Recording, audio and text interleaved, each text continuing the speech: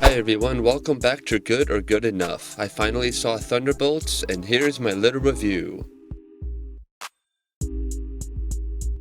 So this film is very interesting, it's very mixed. The story is basically Yelena, who is reflecting on her past. Her and others have been tasked to kill each other when they find out that they're supposed to be destroyed as well. They discover a person named Bob, who Val is unaware survived experiments for the Sentry program. Val wants Bob to be a superhero. The Thunderbolts end up working together to stop Val. A villain is unleashed, followed by a final twist, with one of the post-credit scenes advancing the overall story. The trailer made it seem fun and funny, entertaining, but the film is very dark and does focus on mental health. It is better than Captain America: Brave New World, but still a weaker film overall. The name change idea is mixed, because right now they're doing new name reveals for the poster where they're ripping off the Thunderbolts name and revealing New Avengers. So they're definitely having fun with the film, but it's not performing well at the box office. It does do the Marvel humor thing at points when it's serious. There's a conversation between Alexei and Yelena, which is actually serious, and there's no jokes in it. So they are able to do that. They just don't do it all the time. I would say to see it at the cinema if you really like the theater experience. If not, then I would suggest to wait till it comes out on streaming. But it also doesn't have a bad runtime. So with all that being said, we'll now get into spoilers for the film. So Val convinces Bob to become Sentry, but it backfires when he starts to think he's a god and that Val is using him. Val uses the kill switch that previously wasn't working to kill the Sentry when she unknowingly unlocks the Void. Bob fights the Void for control. They defeat Bob and the Void by giving him a hug and calming him down like the Hulk, switching him back to just Bob, so that he has control over the Sentry and the Void. Yelena and the team are lured in front of reporters by Val, who introduces them as a new Avengers. And then Yelena tells Val that they own her. So Val planned something like this, but she didn't expect that everybody was going to like this new team. So she realizes that and decides to capitalize on that moment by using them. But it does backfire because she's kind of screwed. So they both are holding each other hostage in a way. So it's kind of an interesting relationship that resulted from this reveal. And there are two end credit scenes. The first one is the Red Guardian's Wheaties box joke, which is funny. But then the final after credit scene is the most important one, and apparently the longest one ever in the Marvel film. It says 14 months later, the team are being sued for copyright infringement by Sam Wilson, who apparently has put in the copyright, has applied for a copyright for the name, like a trademark name of the name Avengers. So he's suing them. And then Red Guardian reveals his idea, which is to change Avengers to having a Z in place of the S. Anyway, so then they are alerted to a ship that is coming into the atmosphere after Yelena says that the government is keeping things from them. The monitoring system zooms in and reveals that it's the Fantastic Four ship. So people are saying, why did they show that? That technically says that it ruins Fantastic Four, which we do know the overall plot to Fantastic Four, so this does make sense. But the final question is, who is actually in the ship? Could it be Victor Von Doom? Could it be Galactus? Could it be the Silver Surfer? Maybe. It's got to be Fantastic Four or Doctor Doom. Now I'd like to talk about some favorite moments from the film. I really like Yelena's intro. It's really cool.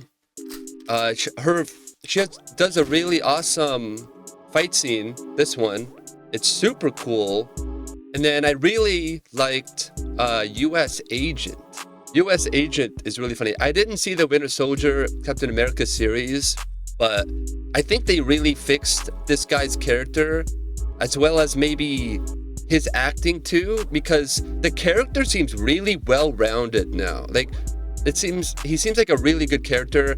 The way he is really interesting. I think they've kind of made him seem more like a captain, so, you know, like kind of more Captain America-like, because he comes up with a lot of ideas. He's kind of a leader at times. He's kind of smart with what he does.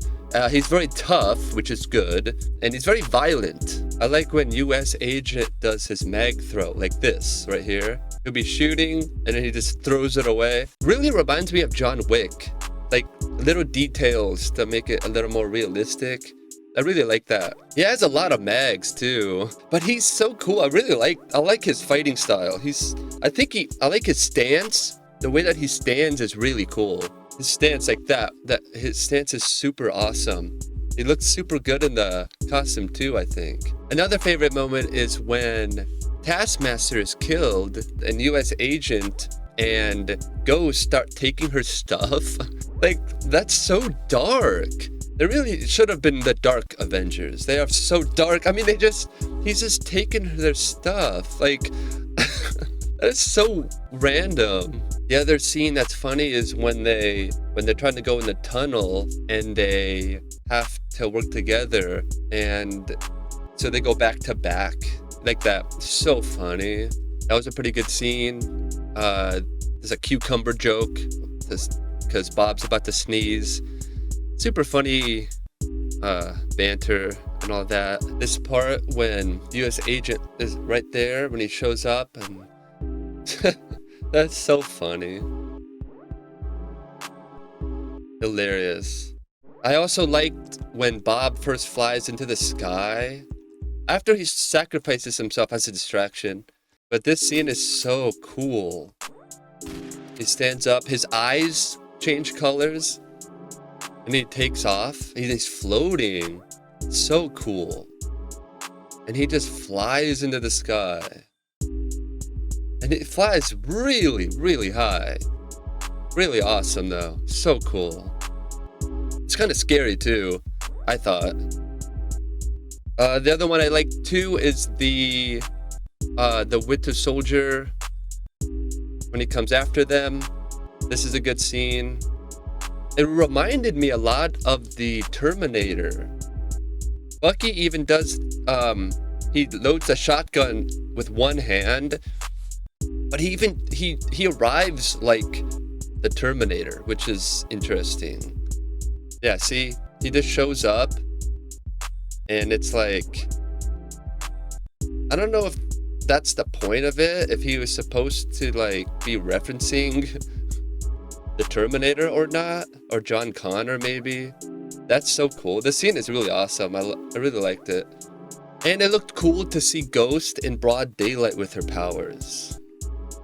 It's because, I don't know, it looked really cool. I liked that Bob puts Val into her own sort of nightmare. Yeah, this part was pretty interesting. No one's untouchable. Even Val, like Sentry or Bob, whatever, the Void puts her through a traumatic experience that she's experienced, which is nice to see that she's kind of got some issues also. Pretty nice. It's kind of like when Thanos went to the Soul World, or the deleted scene with Tony Stark seeing his daughter in the future. I also liked the big meeting at the end with Val. The sound and the music design, it's kind of scary. And then US Agent, of course. The scene is pretty awesome though. I really like it. They introduced Sentry. Yeah, it's pretty cool though. It's a really good, I guess, a good use of the Sentry's power. I've been reading comments that the Sentry is holding back. He's trying not to really hurt these guys, but he's also just naturally that strong. The fight with Sentry is pretty interesting. All this throws everyone around, just absolutely destroys them. in a non-death way, of course. But it's pretty cool, though. It's cool to see a character like this on screen. Pretty awesome.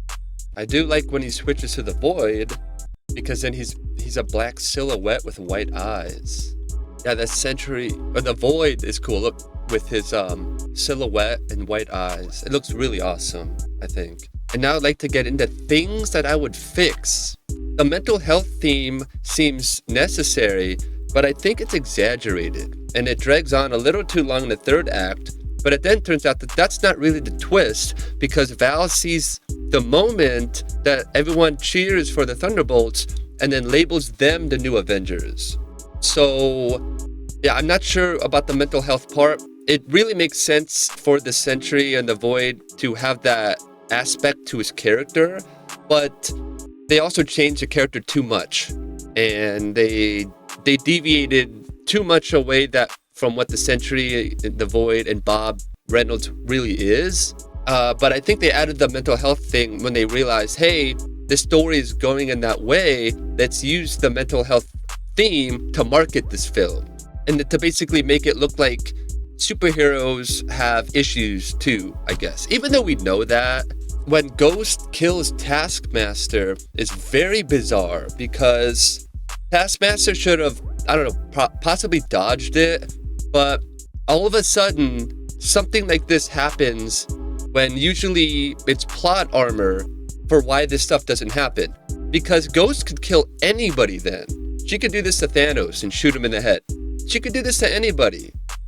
But since, they wrote that Taskmaster is gonna die, she dies.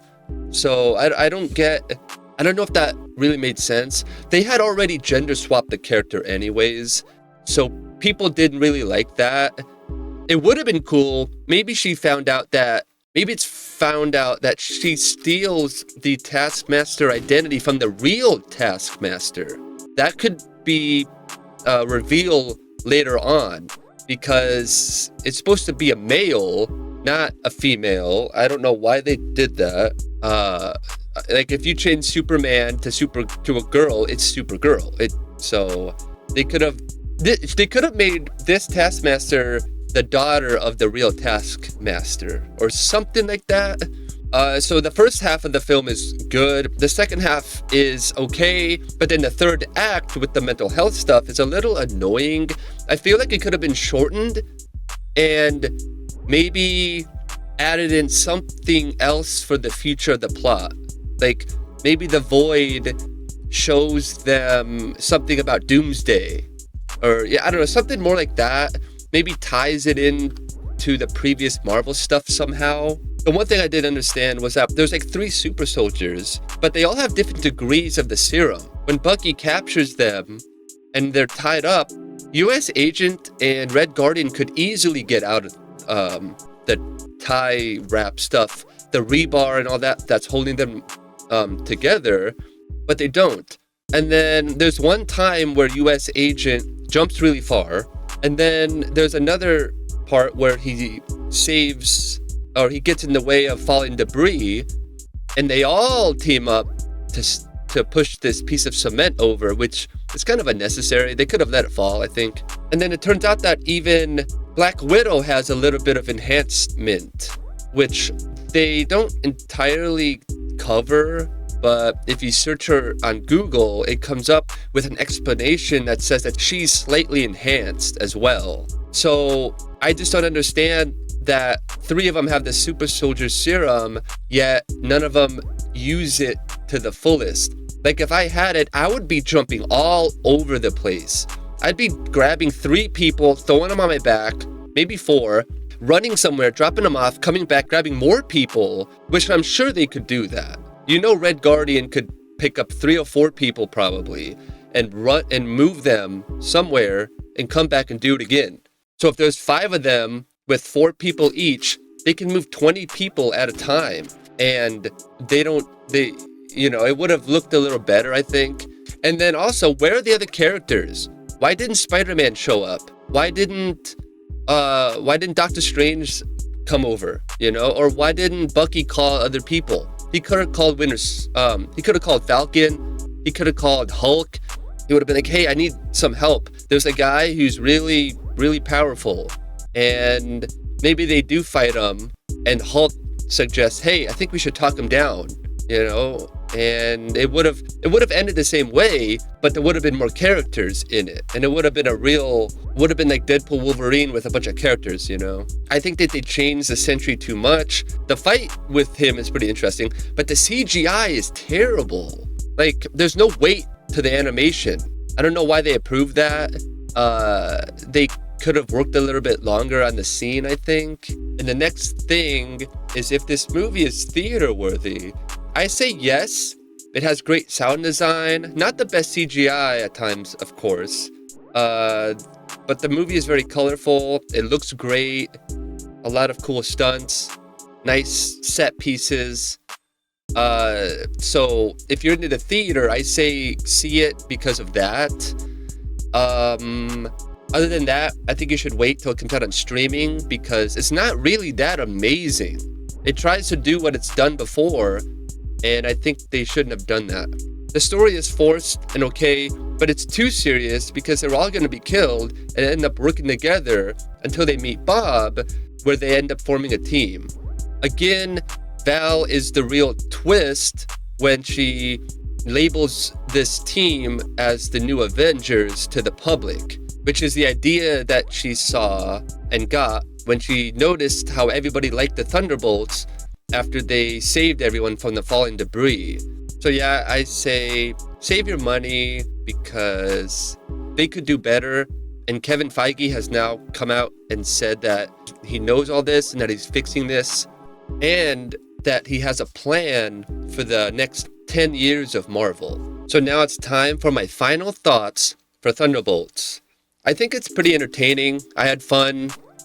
The trailers definitely kind of changed what it should have been. The people are saying it's a very good film, and a lot don't like it. They don't like that there's mental health stuff in it, even though, you know, and the other side of that discussion is people want to get away from that. So I don't know. It seems like everyone's happy and annoyed at the same time. This is also a messy result of the Kang and Doctor Doom pivot that they made years ago with Jonathan Majors. The writer strikes also affected this film, as well as already planned deadlines.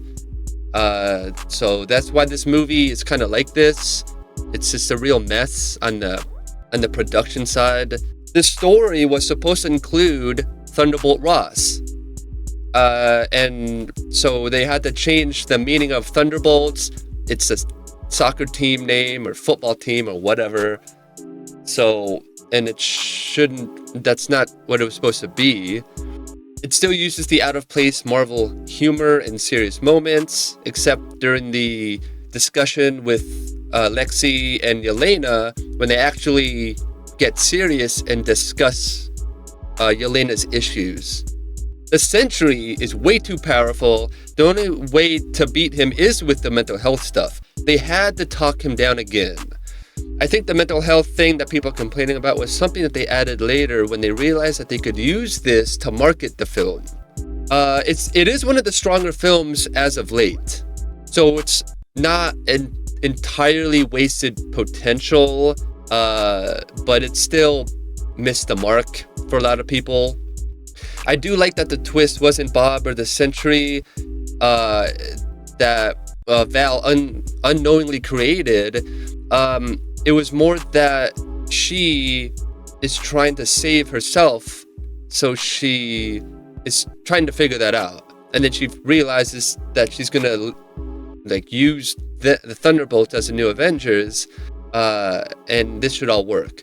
She does mention her plan is to become unimpeachable by having Sentry take out the Thunderbolts team. So, but she does seem like an Amanda Waller character, always ready to sell somebody out or backstab someone.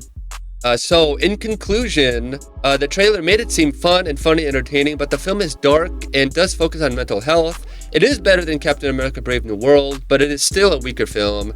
The name change idea is fun and cool, but strange and kind of mixed. It does the Marvel humor thing at times. I say see it if you love the cinema. If you don't, it doesn't matter. I say wait for streaming for sure. So that leads me to my final rating for Thunderbolts. I think that this movie is good enough. And that concludes my review of Thunderbolts. Thank you so much for watching. I really appreciate it. Please comment down below who you would have added to the Thunderbolts team. And what do you think they're going to be doing with Bob Reynolds' Sentry the Void character in the future, since he seems really, really powerful. And I'll see you in the next review.